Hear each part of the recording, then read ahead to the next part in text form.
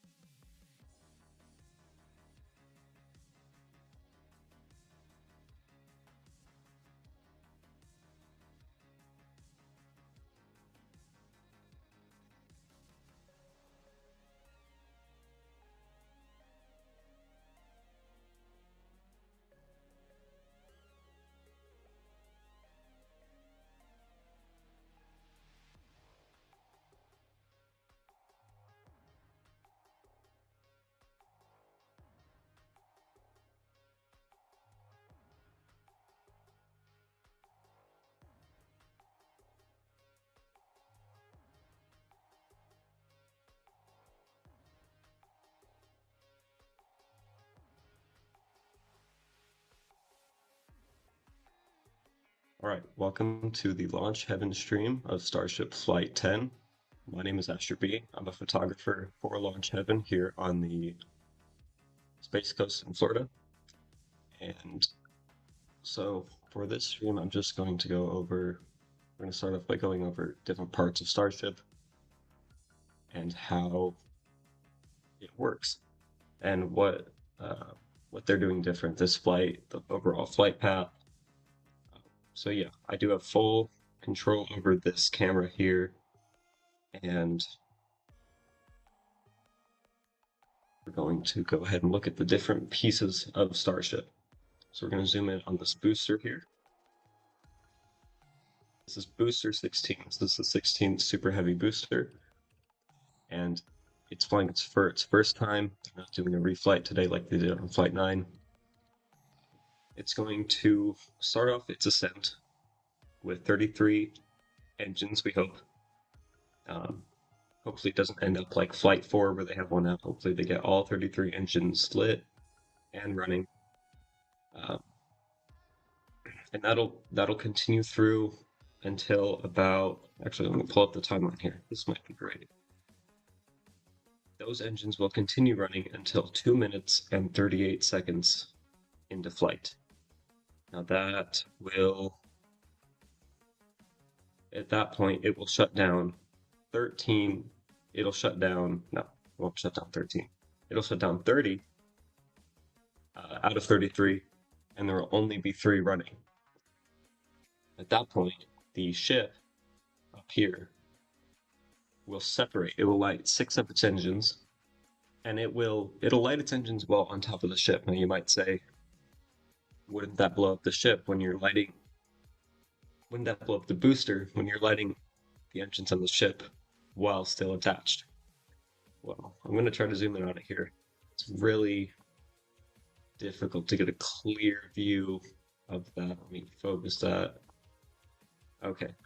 You might see a little spot between the booster and the ship. That is a shield. It's called the hot staging ring. That protects the booster while the ship fires its engines. So after it separates, the booster will light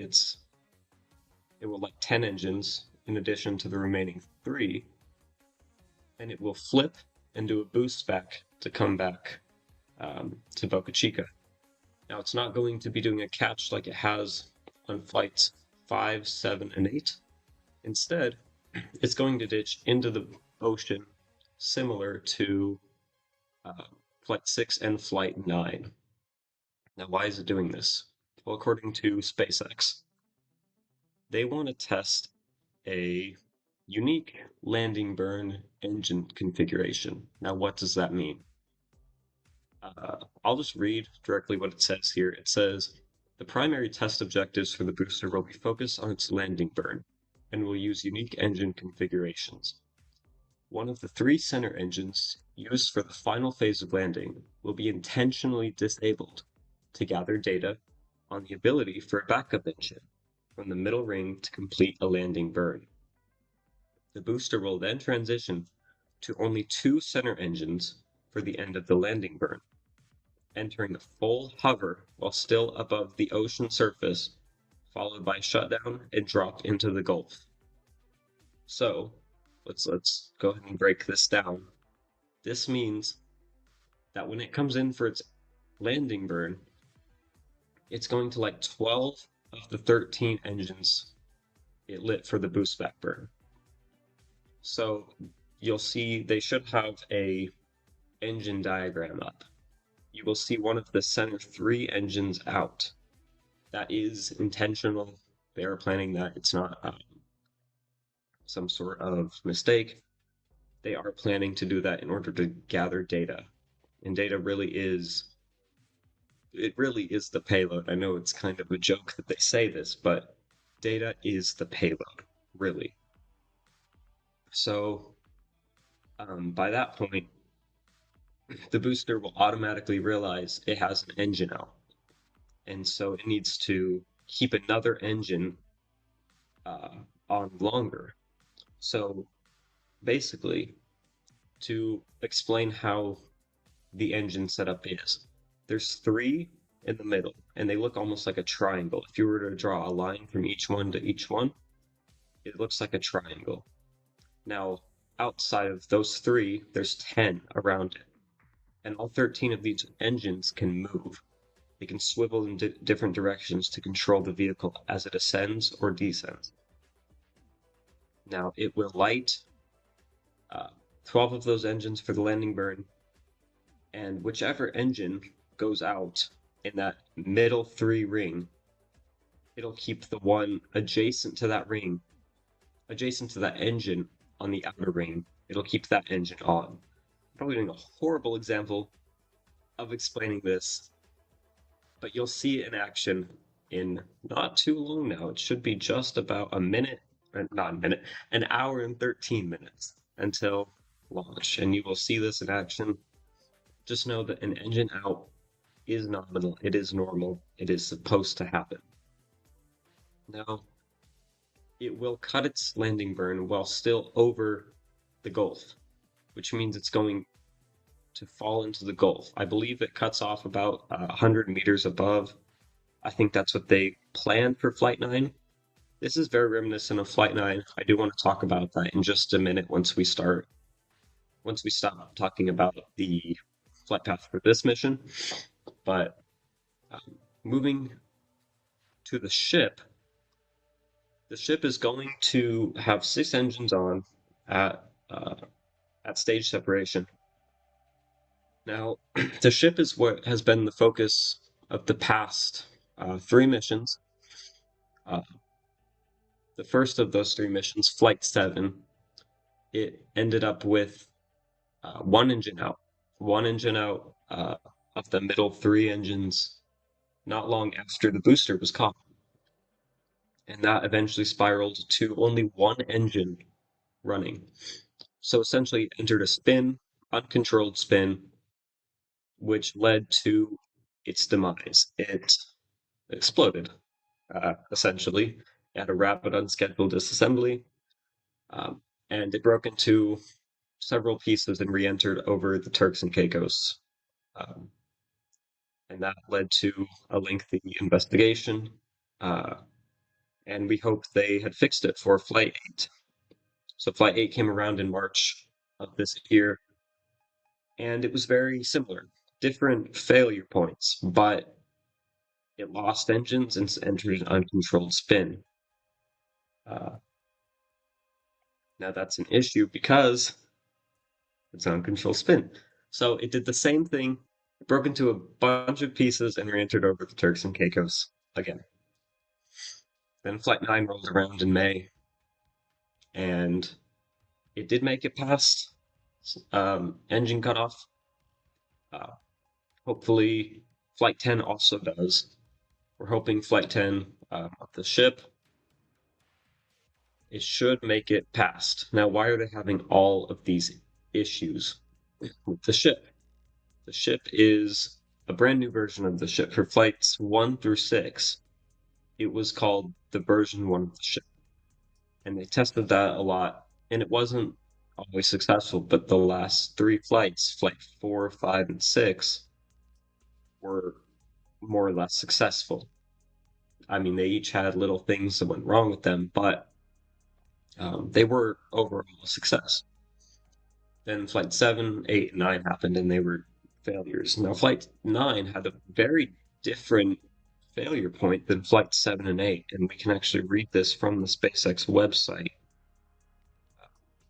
They talked all about it, about what went wrong for the ship. Let me pull it up here. So it made it to ship engine cutoff, and about 5 minutes into the burn of the ship, before cutoff, sensors in the nose cone area, which if you look on your screen, you can see a pointy area. That's the nose cone. So sensors in that nose cone detected an increase in methane levels. Methane is the fuel for Starship, liquid methane and liquid oxygen. Now the methane tank is on top of the oxygen tank, so it touches the nose cone area. So Reading on, it says this continued until approximately 5 minutes into the burn when pressure began to rapidly decrease in the main fuel tank, while pressure simultaneously increased in the nose cone. So pressure was building in the nose cone, but it made it to ship engine cutoff.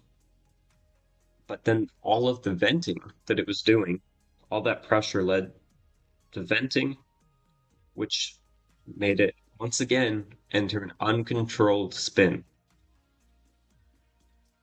Except it wasn't firing its engines this time. So now this time it didn't. Uh, this time it didn't explode right away.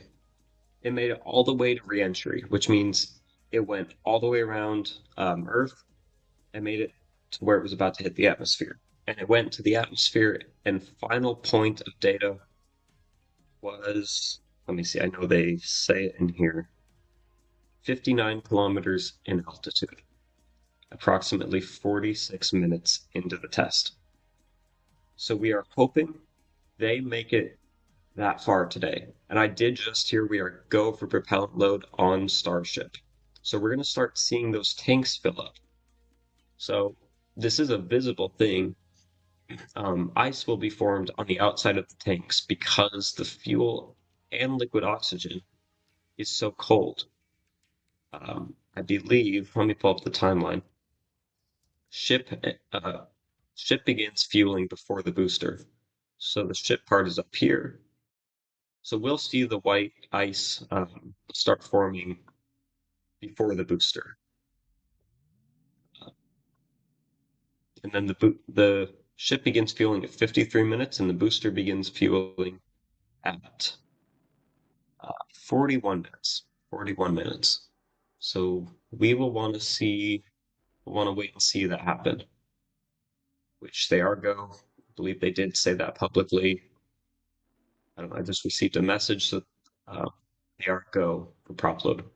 So they are proceeding with the flight today.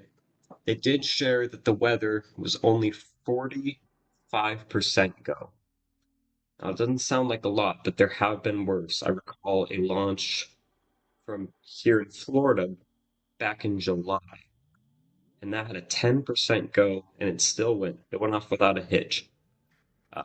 All they need is a little gap, and they can get through. Um, so yeah, we'll start seeing that. We are currently T minus 46 minutes. I don't think. Actually, let me pull that up. Oh yeah, that's right. Our clock uh, on the stream updates based off of an API.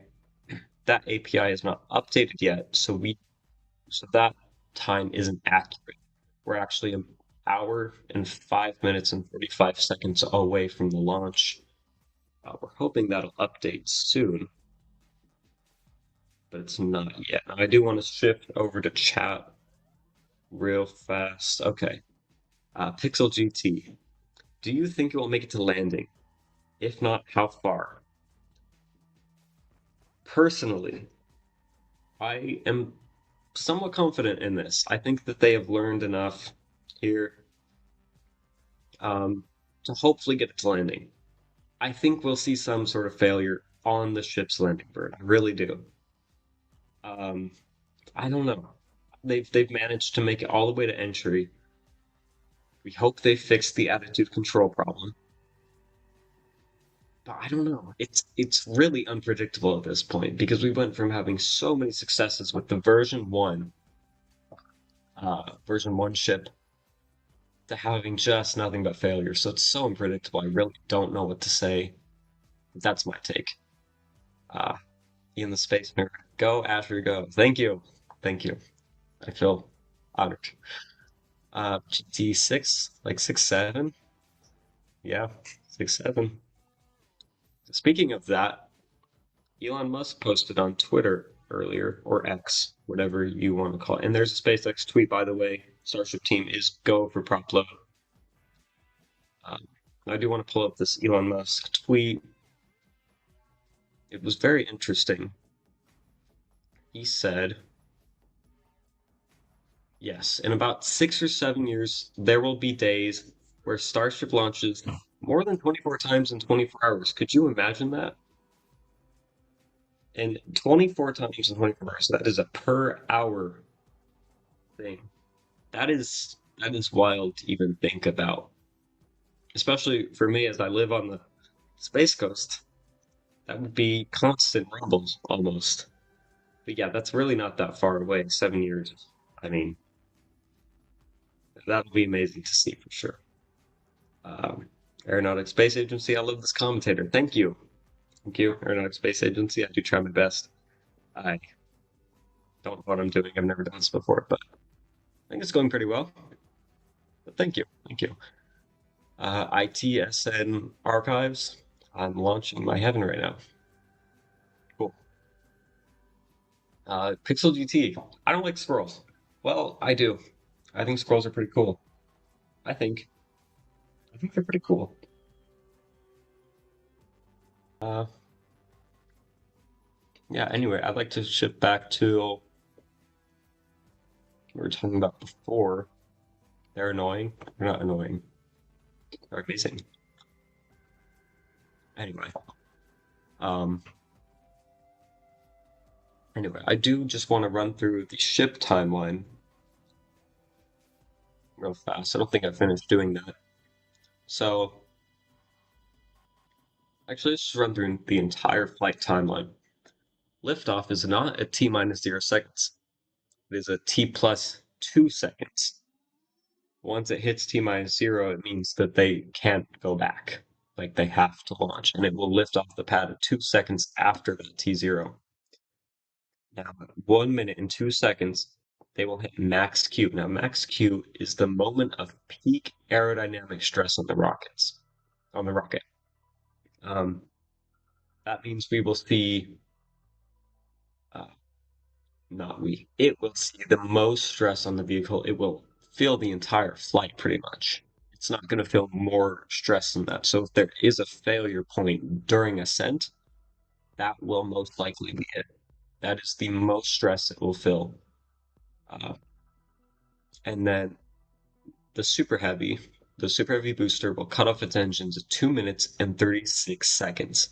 So we talked about this a little bit earlier, but it will transition down to 3 engines out of 33. And at that point, we will see the Starship light its engines, its 6 engines, and boost away from the booster. Now they tried something new the last flight. They put a panel over one of those openings in the hot staging. Let's zoom in here. I don't think we can see it. I'm trying to get it, just trying to adjust the focus as much as we can. So you see that hole there, that black spot. So they cover one of those in order to have that booster flip in a controlled way. Before they did that, it would just flip whichever way the ship pushed it. But by covering one of those panels, they're able to save a lot of propellant, not having to make up for whichever way it flips. They know which way it's going to flip, so they can account for that. Now, this worked great on the last flight. It flipped straight up, and we should see something similar for this flight as well. A straight up flip. Hopefully we do. At hot staging, you will see a lot of flame shooting out of the sides. That is normal. It looks almost like an explosion, but you will see that, and it's perfectly normal. And then once the ship separates from the booster, the Super Heavy will begin its boost back. So it's going to light 13 engines in that center at 2 minutes and 48 seconds, which is exactly 10 seconds after stage separation. I did find that a little odd just because on previous flights it's been a lot shorter time than that, but maybe they're testing something new. It could also be that it's splashing down in the Gulf rather than being caught by the giant chopstick arms. And before I move on, I just want to check the chat. Uncle, you don't like olives? I do. I think they're pretty good. Why don't you like olives? Well, we could have a discussion, maybe. I don't know. Aeronautic Space Agency. If they caught it as a surprise, I'm going to say they caught it again. They, I don't think they catch it as a surprise. Would that be considered like almost failure if they managed to catch it because it was aiming for the Gulf? I feel like that might be considered a landing failure in a way. Um, Hi, Allison. Good to see you here. Nice to have you. Ian the Space Nerd, thank you so much for the donation of $2. They're gonna catch it again. I hate to break it to you, Ian. I really do. I don't think they're going to catch it. I'm sorry. I don't think they're gonna do that this time. Maybe next flight. Uh, when do you think they'll catch the ship? We know they can catch the booster. When do you think they'll catch the ship? I don't know. That's a good question. Put your answers in the chat if you have an opinion on when they'll catch that ship. Yeah, no, thank you for that super chat, Ian. Onkla, can you help be moderator? I think we have a couple moderators already, so I'm sorry. Can't. Maybe in the future. We'll see. Allison, hi. Great to see you still. Great to see you. GT, I don't think they're allowed to catch. I don't think so. I think there's something in the launch license that says they can't catch the booster until they update the license, which means they would have to go through that process, which I don't think SpaceX loves going through. Yeah, I don't think they're allowed to catch. Like a year? A year for ship catch. I could see that being realistic, just because if we look at the timeline, if this flight is a perfect success, let's say it's a perfect success. I know there's some people online who think that the next ship will be caught. I don't really buy it. I mean, I'd love to be proven wrong. I think that would be awesome. But I don't think it will be. Um, and then we move on to Block 3 ship, or Version 3 ship. I don't think they'd want to catch the first one of those. I'm thinking Flight 13 at the earliest for me, but that could be a year from now. We don't know.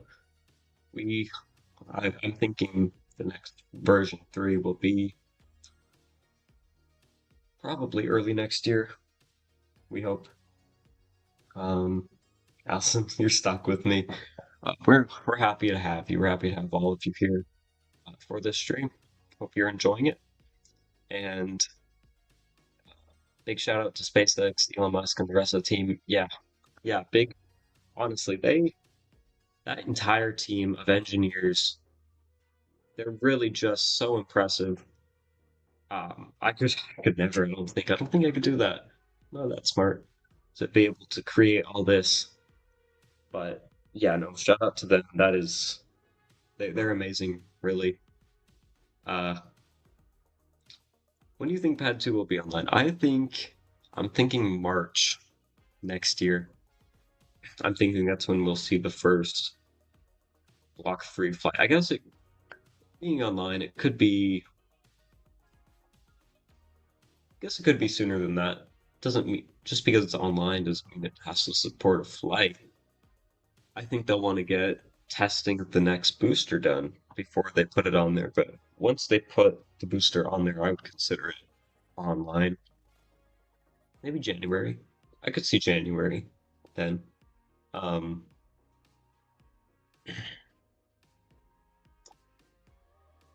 Yeah, they have been working so hard, night and day. Yep, we really hope this one goes perfect. That would be awesome. That would be awesome. Anyway, I would like to refer back to the timeline real quick. Let me just pop out the chat so I don't have to keep switching back and forth. That might work a bit better here.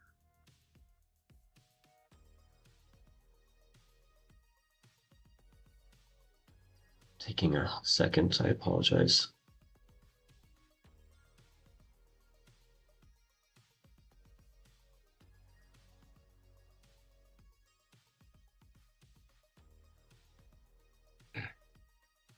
Okay, we are back. Thank you for coming on and doing live chat. Of course, I actually really enjoy this. I've never done it before, but I do enjoy it. Zoom in on ship tanks. Oh yes, they did start. They would have started by now. Let's take a look. Are they loading?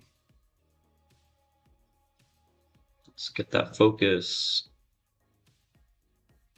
A little out of focus. Ooh, it's a little finicky. Okay.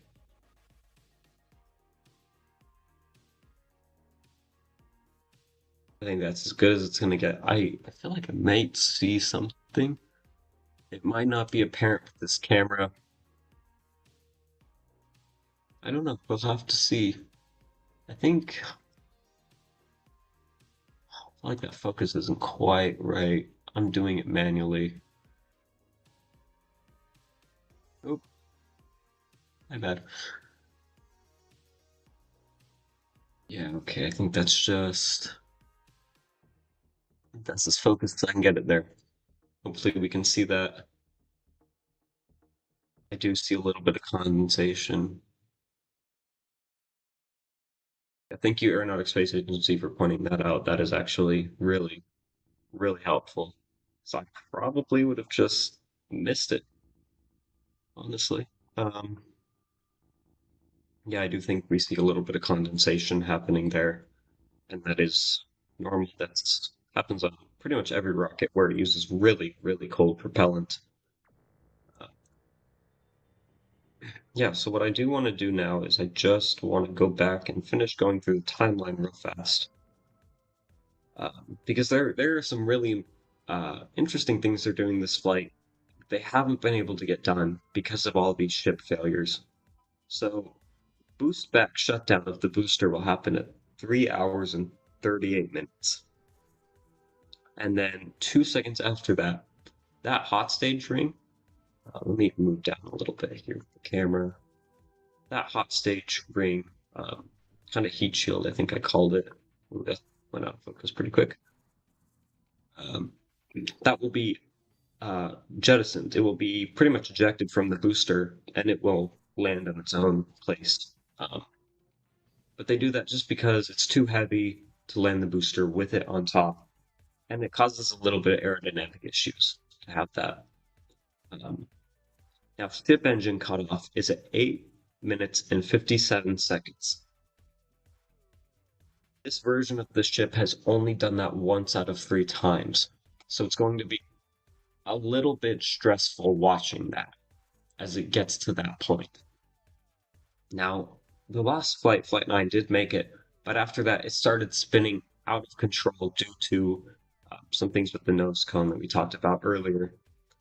It ended up just flipping out of control, spinning, and it meant that they weren't able to do this next objective, which is deploying Starlink satellites. Now, these aren't actual satellites, they're just kind of dummy satellites. Um, they're similar in size and shape to the actual Starlink satellites, but they don't want to actually be. They don't want to actually deploy real ones yet, and those will re-enter along with the ship. Um, I do see a little bit of condensation on those tanks there. That's interesting to see. You can start seeing it fuel up in real time here. GT, I think we're getting into prop load. Yeah, the tanks are looking definitely frosty. I do want to zoom out onto the booster. Actually, let me look at the timeline here. Booster fueling should be starting in about 3 minutes, so I am going to just zoom out to the full stack. Maybe I want to get a little zoomed in on that. It was just a preset. I do have full control over this camera though, so I will be attempting to do some level of tracking with it. um, during the launch. Focus this a little bit. But do watch that booster. Do watch that booster. We do want to see that should start in in about 2 minutes. That should start fueling. You do see all those vapors coming up from the ground there, it looks like. Um, that is normal. That's just part of the fueling procedure. I do want to note, it looks like our T0 clock is a little is broken. It is broken. Um, that is unfortunate. I apologize for that. It seems something might have gone wrong. I'm not entirely sure what, but there are several apps out there and websites. I do want to just say next space flight, space launch now, websites like those will give you the live countdown. Um, and you might have to refresh them, but those will give you the live countdown as it's updated in real time, as well as the SpaceX website. The SpaceX website was recently updated to have excuse me, updated to have the countdown on it, so you can always refer to that. That will be probably your most accurate source for that. I also think we have a little delay because Space Extreme is now 6:13. Let me look here at that.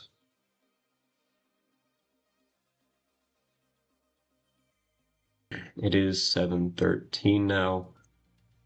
The countdown clock hasn't updated. It's a little early to say for certain that it is a delay, but we'll have to see. Um, yeah, so I do just want to I do want to finish going through these events in the timeline just real fast. So they'll deploy those satellites there. Oh, you can see a ship vent as well there. The ship is venting a little bit of gas there, or fuel. We're not sure. I think that's normal though for it to be doing that. And then we'll have payload deploy demo will be complete about 37 minutes and 48 seconds. Now at that point, no, it'll be complete about 25 minutes, and at 37 minutes, it will light one engine on that ship to test lighting an engine in space. They've only managed to do that once. They want to just test that and make sure they get that out of the way because they'll have to do that in order to deorbit ships someday. Uh, and then entry will start at 47 minutes and 29 seconds, and it will land at about 1 minute and 6 seconds. No, 1 hour. Sorry, we got into the hours now. So it'll do an hour and 6 minutes will be about the landing time for that. So it's a very exciting day. Excitement is guaranteed, as they always say on the SpaceX stream. Sure, it's going to be exciting. Whether even if they scrub today, it's still exciting watching it fuel up, watching this come to life. It's really interesting being able to do that. Um, now we will. This camera, I can do a lot of things with this camera. We have a couple presets. We're going to try and watch the booster land with this camera as well as have liftoff. Hopefully everything goes to plan. But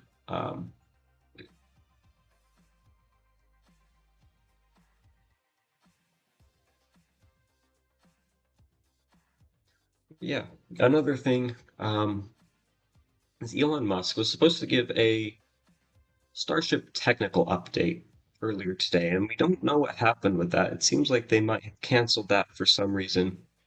Um, we're really not sure why it got canceled. It initially was scheduled for, uh, I guess it would be 4 o'clock Central Time, and then it got pushed to 5 o'clock Central Time, and we weren't sure why. But it just happened and we kind of rolled with it. And then as it approached that time, it showed that it was canceled. And we haven't gotten any word as far as I've seen so far. It might not be a bad idea to actually check Elon Musk's account to see if he has explained that to anyone regarding this. Let me just pull this up.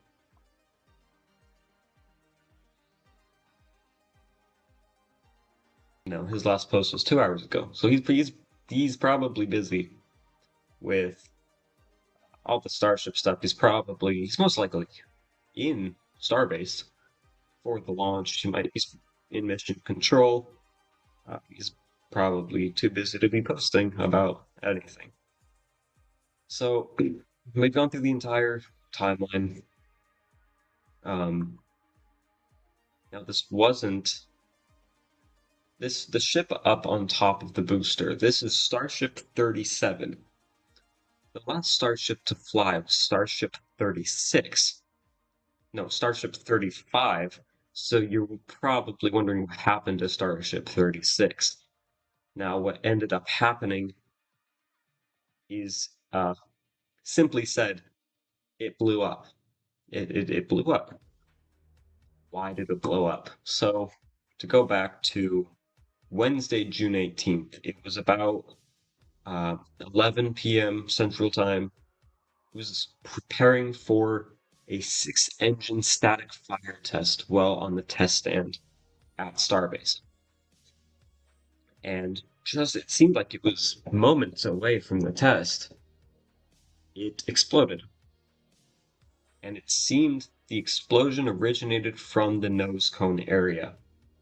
Now, official SpaceX word came out, I believe, a little under 2 hours after, but they did give a little bit more context recently.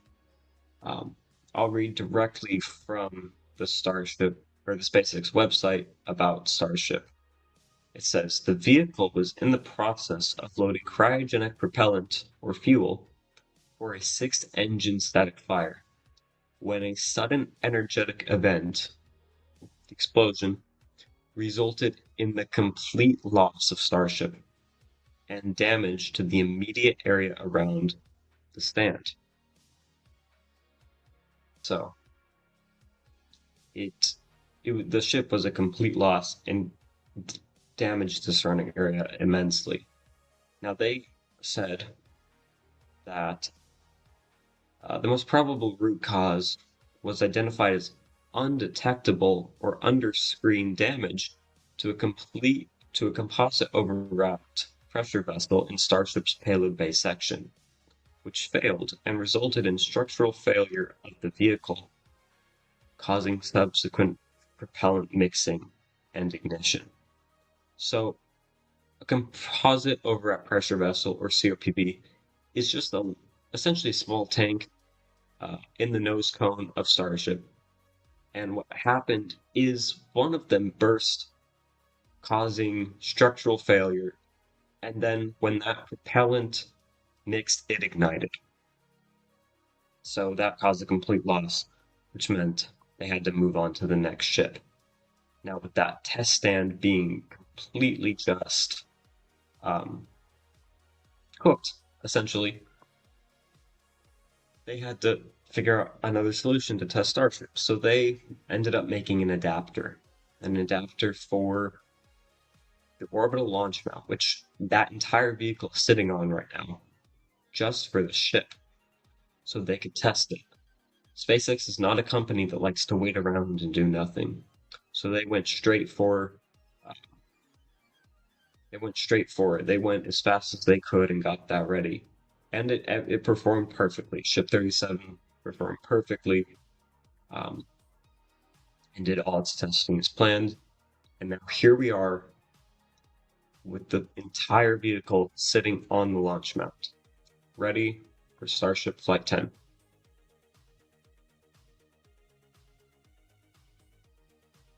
So, oh, I see a poll. How do you like Asher's commentary? How do you like Asher's commentary? I did not put that poll out there, but yeah. Is it normal for a tower event during ship load? I'm going to be honest with you. I don't know. I really don't know. However, it does seem like we are in a hold. SpaceX website is holding at 39 minutes.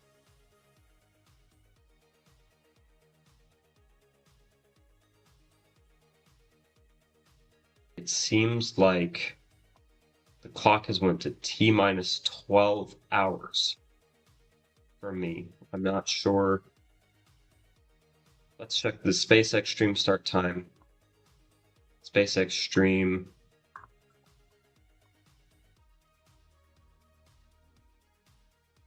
Be 8. One moment as I pull this up. Let me just take a look. Yeah, okay, so the SpaceX stream start time is now 8 o'clock. That most likely means they are pushing to the end of the window, which is 8:30. Okay, so I'm on Eastern time, so I'm reading this Eastern time. So 7:30 p.m. Central time is the final point they can launch. So their stream start time is set for 7 o'clock p.m. Central. And they said, I believe that the stream would start about 30 minutes before liftoff. And given the fact that it is now 7 o'clock, it means they are pushing to the end of the window. Now, as a reminder, the weather was a 45% go. 45% go. So we're not sure. Let me refresh. I'm not sure if they'll be able to get it off today. I mean, we could never be certain. The fact that the clock on the website is sitting at T minus 12 hours is a little concerning. And not that they're going to launch in 12 hours. Now, GTSC, you say, first Starship night launched. SpaceX Twitter says, ground.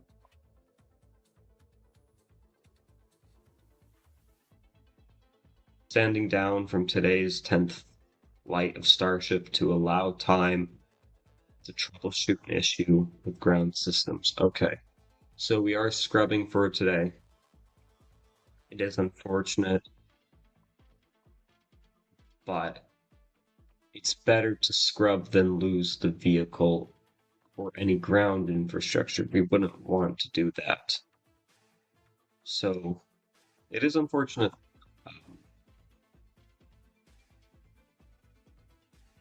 Yeah, it's better to be safe than lose the vehicle.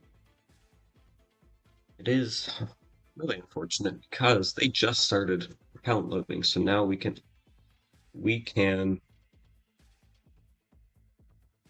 see it detank. You'll see some of this start being offloaded. I'm not sure if we already have. We can already see it being offloaded, but that propellant should be offloaded. Unless they decide to turn it into a wet dress rehearsal. Can I please tell the rocket to lock in? I can't. I'm sorry. I wish I could. Really wish I could. But it doesn't seem like it's a problem with the rocket rather something with the ground systems.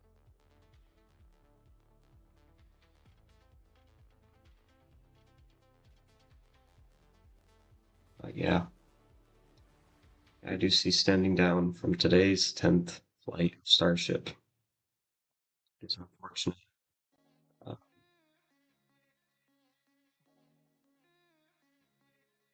see when they decide to reset, if they can reset tomorrow.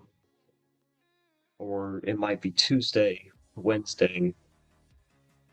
We're not sure. It could be a long delay. It could be as soon as tomorrow. They have windows all the way until I think Labor Day. It should be Yeah, they have windows all through this week. I believe they can use. It doesn't mean they will, but um, yeah, it's really unfortunate that they are scrubbing today.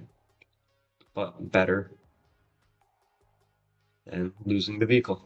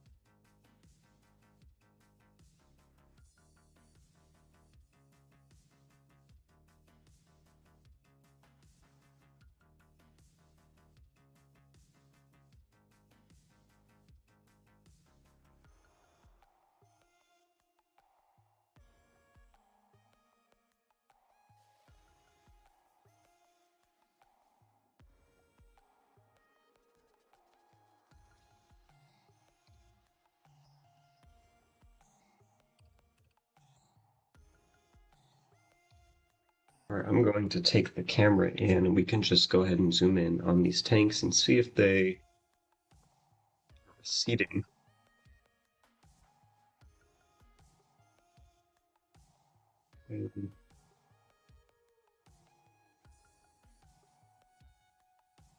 Seems like my camera's a little frozen. Oh, okay, here we go. Oh, here we go.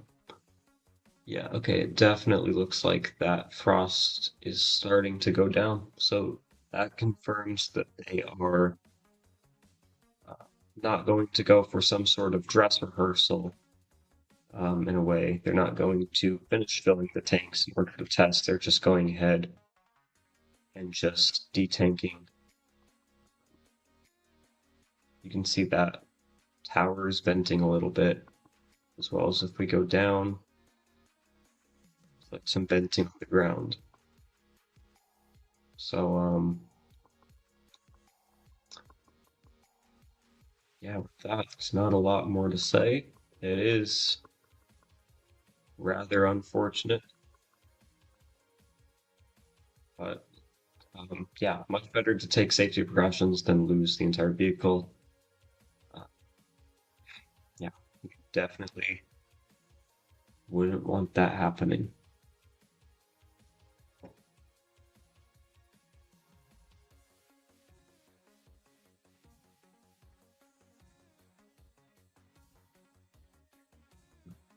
All right, well, with that, I think we're going to go ahead and end the stream. A little bit of a disappointment, but as I said, excitement is guaranteed. So, again, my name is Asher B. You can find me on Instagram, Twitter, YouTube, a few different places. Asher B Photography, or on Twitter, I believe it's Kerbalistic07 is my handle. So, thank you for joining me today. Be sure to join us whenever the next attempt may be. I'm really not sure yet, but stay tuned to SpaceX media. I believe they only post on Twitter for updates like that, so stay tuned there. Stay tuned to the website, and you'll be able to see that next attempt. Again, thank you so much for joining us. Have a great night.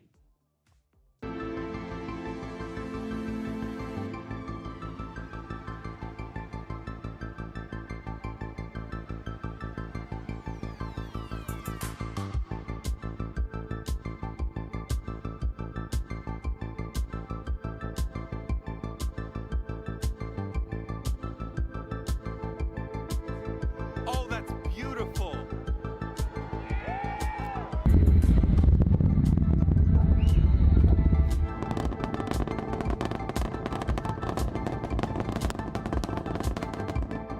And liftoff of Crew 9. Go SpaceX, go Falcon, go NASA.